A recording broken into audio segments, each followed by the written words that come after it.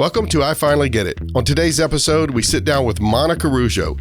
Monica shares her secrets to accomplishing more. In studio with me, as always, Dustin Webb, our producer. I'm your host, Jeff Martin. Let's get it. At this stage of my life, I feel like there's a whole bunch of things because as you reflect, it's like, oh, so that's why that happened. But for me, in this topic today, it's going to be more about going slow to go fast. Yeah. It sounds very counterintuitive in today's world. However, I think intuitively, I've always kind of known that on a subconscious level. And a few years ago, whenever I was going through a spiritual direction certification course, one of the instructors is a doctor of psychology. And she was saying, well, you need to slow down in order to go fast. And Jeff, that really stuck with me. And I didn't really know why at the time. And then as I'm, continuing to work on my business and doing a lot of reflection, realizing that, oh, that's what she meant. Yeah. I'm a little slow on the uptake sometimes. So my aha moment, my light bulb was so slow to go fast, but it took a little while for that to germinate in my head and in my heart. If it's taken a little while, that means you're on the right track. You're going slow. Yeah. But the world, it says go fast. It's going to be easy. It's going to be, you can do this in no time. Truth is, that's not right. No. And at the end of the day, what are we all searching for? What is it that we all really want?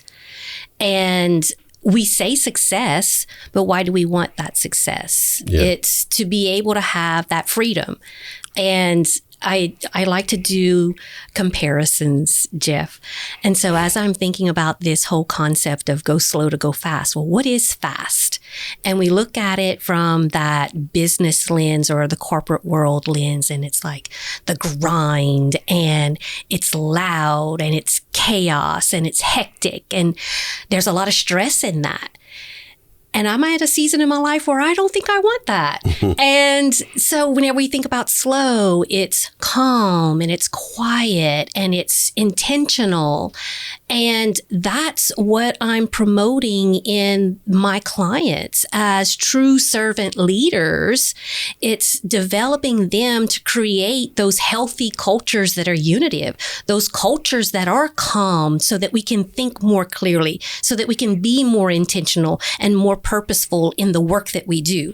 And at the end of the day, you know it, most of us know it if we stop and really admit it, it's that it's more sustainable and you're going to be more successful in the long run. Yeah. But are we patient enough to go slow? In a chaotic, crazy world. That tells you have to be different. That's right. And I think for me, I felt intuitively, I knew that, even though I didn't have the words behind it or the psychological validation whenever we're talking about human beings, that back in my corporate career, I would fight in a loose way, fight to take care of my employees, that we weren't just throwing them to the wolves. It was this mindset of baptism by fire, sink or swim. And I'm like, where is that getting you? Because your turnover is through the roof and it's costing you more in the long run and you're not as successful as you potentially could be. And so let's slow this process down. And so that philosophy has followed me in the work that I do today, that I don't want to do the fire hose approach and check it off a box. I like checking things off of a box. It makes me feel good. However, what is it that's substantive, that's going to be skills building rather than just saying we did it to do it? It really doesn't form the person. So you were going through spiritual direction when your director said, hey, slow down to go fast. Can you go back and not personal stuff, but what were you going through that you were speeding up and you were trying to Well, actually, it's a little different than that. So some of the work that I was doing, I do leadership development and coaching. Yeah. And some of the spaces that I was in, I was seeing a spiritual director, and he kept suggesting that I needed to take the spiritual direction certification course to become a spiritual director. Got it.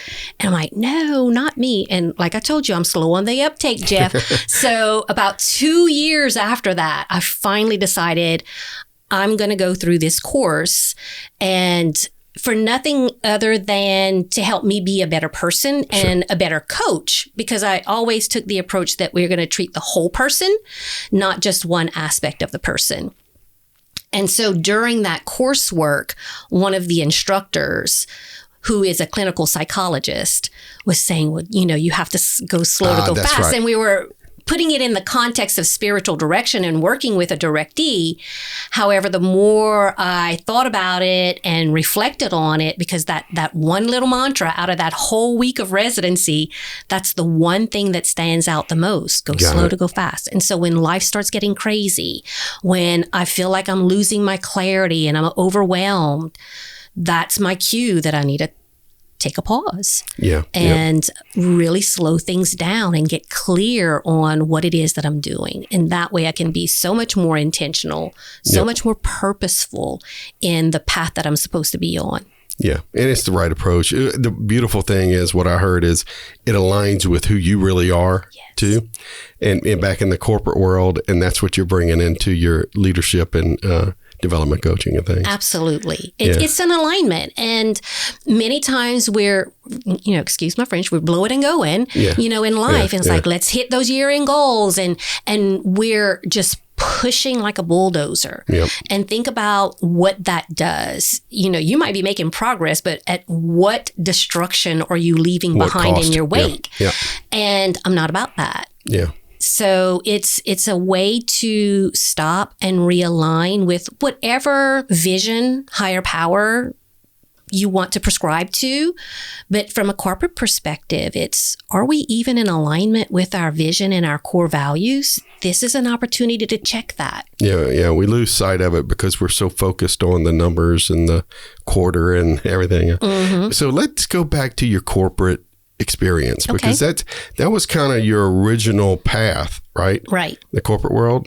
What were you doing? I was in corporate healthcare, operations and finance, predominantly operations. That was my niche. I'd like to say I formed my niche by going into the underperforming areas and rehabbing them. So I'm not clinical, but I would rehab the people within the organization, working with the leaders, developing the leaders, building the teams. And so that's where my claim to fame as far as that industry was. And I was good at it. I really enjoyed it. And yet life circumstances make you reevaluate what you're doing. And so while I may have been successful from the world's purview, it wasn't healthy and it really wasn't successful and sustainable for me long term. So I left that industry, not knowing what the heck I was going to do. That's what I was going. Did you know what you were going to do? No, I had no idea. I knew I needed to leave. And, so grateful. My husband's the one who's like, just quit. I'm like, I can't quit. So I took that opportunity to stop. And decompress for a few months, actually. Started reflecting on what did I miss? What was I really good at? And what I want to do for the rest of my life. The back half of my century, I miss the people. And I was really good at developing leaders and building teams. So I started down that path and became a certified leadership coach and trainer and put some other certifications and trainings under my belt to better serve my clients. And at the end of the day, I want to elevate people's lives on a foundation of servant leadership, Jeff. They often tell you from a marketing perspective to focus on the positive. And I came out the gate, I want to eliminate toxic leadership. And really and truly, I wanted to be able to promote true servant leadership in this world and kind of fight against what the world tells you the norm should be and what it actually needs to be. If we're going to be healthy in all aspects of our life, if we're going to be successful in all aspects of our life, and if we're going to be able to find that true peace that we're all ultimately desiring. Yeah, correct. It's funny because every time I put out these what do you call these little deals? Coasters. Peace and joy? I choose peace. I put peace on my side. It's weird because I want to bring peace. Business owners should enjoy peace, but they put so much hard work in there. So we are so aligned, and it's great. You got into leadership developing leaders. And tell me where that's taken you so far, because I know that you do some executive kind of business type deal, and you do some work with the church as well. It's an interesting path, and I'm letting him lead me on that. Immediately after founding Elevare, my company, I got a contract to do workshops, leadership workshops in Rome for priests from all around the world, which that blew my mind. And even at that time, I didn't think that was for me, that I was not worthy. This was just kind of a one-off thing. And in that just kind of really led me down this journey. I told you again, I'm slow on the uptake. So it took a couple of years before I really just committed to diving into the space of working in the church, because I could see it so clearly, the needs coming from that corporate background. And I'm looking at it from that lens, and I could see all the red flags. So got a little frustrated and decided I'm just going to start helping our priest. And because it was the same within the church as it is in the corporate world, is the baptism by fire, sink or swim. They're not equipped to effectively lead human beings in that regard. They're the CEO of a parish. I don't know that they've had the training, right? They haven't. It's a rare opportunity that any of our new priests have any type of leadership development. So they cover philosophy and theology in seminary. They do not cover finances and building maintenance and HR and personnel and all those things, and how to build their team of volunteers. They're not taught that. And many of them go into seminary right out of high school. So there's not a whole lot of lived experiences from the real world to pull from. And so if they're not seeking that out outside of the church, what's happening? They're being named as a pastor, responsible for hundreds of thousands, if not millions of dollars in a budget. And what cued me in was, in speaking to one of the priests years ago, he said, "Miss Monica, I didn't know what being in the red or being in the black even meant." And that scared me. It scared me for him, and how stressful that is and how overwhelming that is. And it doesn't have to be that way. So I started doing some work with the priests, and I continue to do that today. It feeds a passion of mine. And I also do work with executives and business owners to do one-on-one coaching, roundtables, you name it, workshops, retreats. And I absolutely love it. But the common denominator, Jeff, is that it's all people who want to truly become the person of a servant leader. That's right. That's right. So which one feeds you more, the business side or the church side? The church side feeds my soul better. The business side feeds my table better. Exactly. We have to do what we have to do. But, exactly. But I love that you're doing that, because one, you saw a need and you went out to fulfill that need. The need on the business side is great.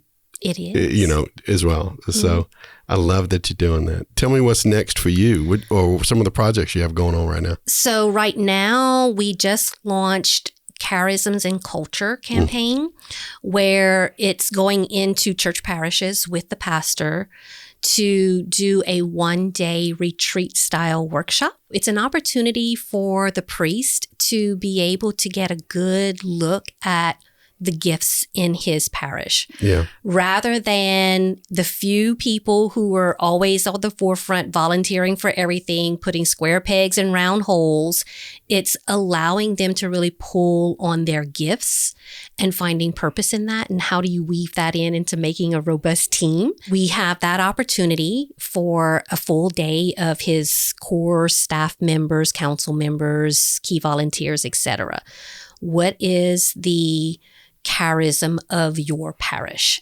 And then from there, we build around it, where I'll work with him and some key people to do coaching and leadership development throughout the year. Because again, my whole philosophy is about going slow in that development. It's not a one and done retreat and now you're an expert at being a leader. It's that slower progression, the watering of the plant rather than the fire hose approach to do true skills development and filling in those knowledge gaps. Yeah, that's beautiful. Dustin and I were just talking about very similar, you know, everything is, let's move fast. Let's take the easy button. Here's your deal. But the truth is, if you're going to transform, it takes time. It takes work, and it takes consistency and execution. You and I are not transactional people. No.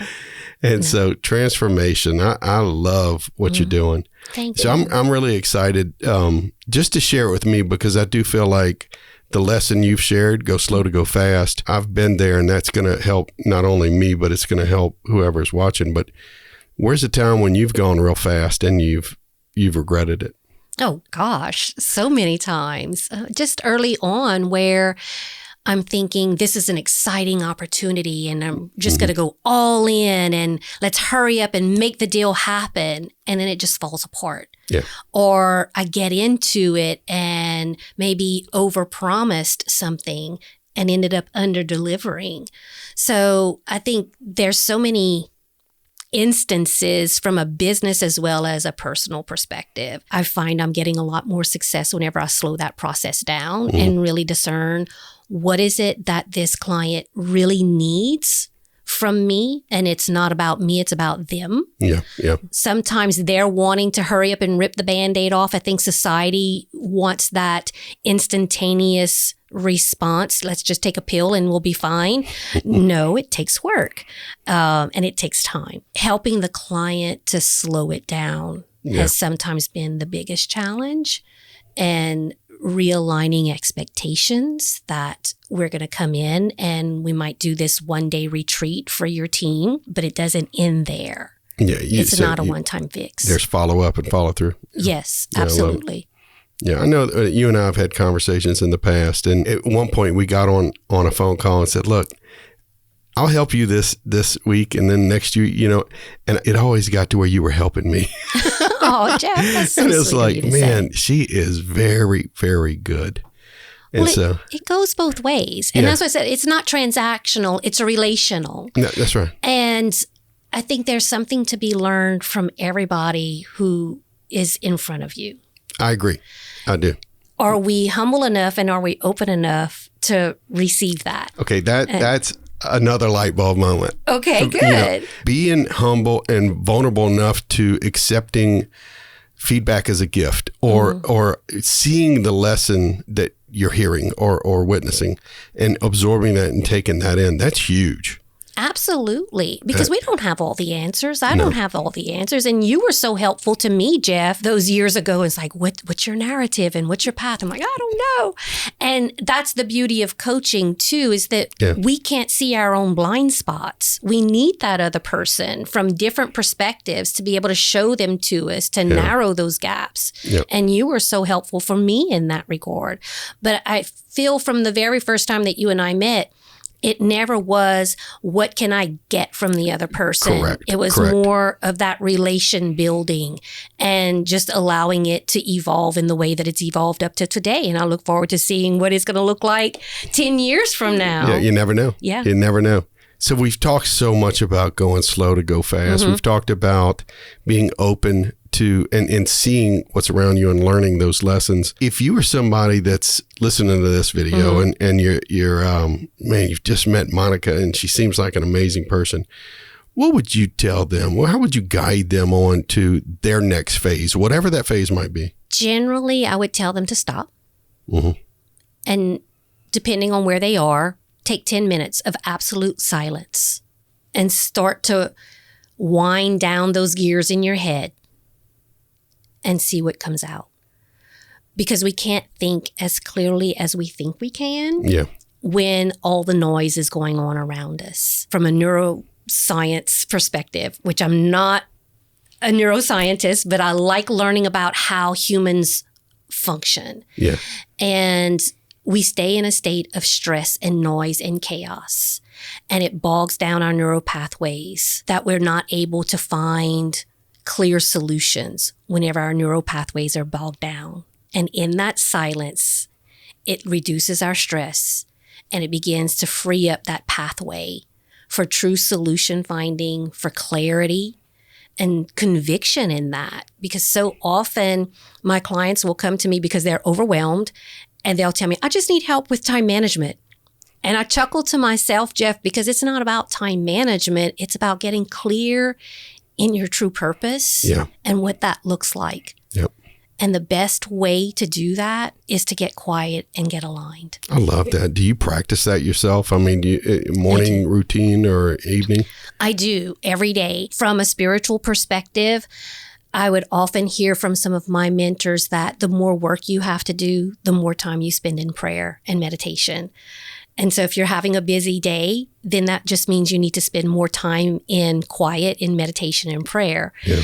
And again, I thought it was counterintuitive. Like, I don't have time. I'll do my little 10-minute, prayer on my way to work in the car. Yeah. And that doesn't necessarily work. Yes, you get a lot of graces from it. However, I started practicing a daily holy hour where it's complete silence, or maybe some Gregorian chant or some, brainwave noise on the back end. And that has really been so beneficial for me to remain at peace, to remain calm and clear. And in that, my confidence grows in the path that I'm taking. Yeah. Because I'm not always the most confident person going into new ventures. But if I know without a shadow of a doubt that this is where I'm supposed to be, the rest doesn't matter. Yeah. You just said exactly what I share with folks is, a lot of us aren't very confident in the things that we're doing. And it's because it's the first time we've done it. Mm-hmm. You may have a doctor who's not a marketer, right? Well, right. I get that. You didn't go to marketing school.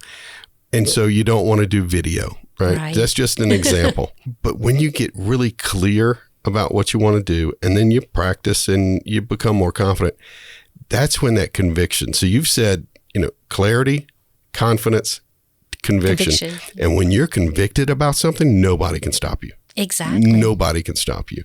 And that's where we need to get. And this is just coming out of your head. Like, I've thought about this 1,000 times and you're just like, no. We're attuned with one another. But I was telling a friend the other day, Jeff, that entering into a space that even 5 years ago, I would have been very intimidated to even think about stepping into. However, I know that I've been prepared for it and I can see it so clearly. And he's like, so are you going to do it? I'm like, I'm going to do it. I'm going to step into it. I said, I'm not scared at all. And he's like, well, that's what I like to hear from you. Because I was like little chicken Monica that I'm like, I'm going to go into this space, but I'm not too sure about it. Now there is so much clarity and confidence that I'm like, I don't care. This is where we're going and it's going to be great. That is good. Yeah. That is good. So you work with a lot of different people, and you make quite an impression on folks, because I've been in some round tables with you, and you're a great facilitator. Thank you. Great facilitator. But how do you hope to leave people when they encounter you? My hope is, if they encounter me, is that they walk away feeling a sense of peace within themselves. Not even that they could even identify the source of it, but just that they're calm and that they're confident. Coming back to the C's, that they're clear, calm, and confident for themselves, because it's going to allow them to live into their purpose. Yeah. And isn't that what we all want?